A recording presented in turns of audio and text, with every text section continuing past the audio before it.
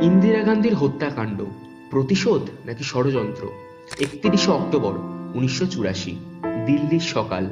দেশ চালানোর জন্য প্রস্তুত এক লৌহ মানবী, কিন্তু তিনি জানতেন না এটাই তার শেষ সকাল। নিজের বাড়ির গেট থেকে পার হতে না হতেই 1, 2, 3 একের পর এক গুলি। শরীরটা ঝাঁঝরা হয়ে গেল তার। কিন্তু মজার ব্যাপার কি জানেন? যে দেহরক্ষীরা একদিন তাকে বাঁচানোর শপথ নিয়েছিল, তারাই খুন করলো তাকে। কিন্তু কেন? 1984 সালের জুন মাস, operation Blue Star. Indira Gandhi স্বর্ণ মন্দিরে সেনা পাঠালেন, খতম করলেন ভিন্দ্রানওয়ালেকে। কিন্তু সেই রক্তে লেখা হলো প্রতিশোধের গল্প। শিখ সম্প্রদায়ের রাগ জ্বলতে থাকলো সেই দুই দেহরক্ষীর মধ্যে। তার দুই দেহরক্ষী সতবন্ত সিং আর বেয়ান্ত সিং, তাদের চোখে তিনি আর প্রধানমন্ত্রী ছিলেন না, তিনি ছিলেন একজন দুশমন। আর তাই বিন্দুমাত্র দ্বিধা না করেই এক ঝটকায় শেষ করে দিলেন ইন্দিরা গান্ধীকে।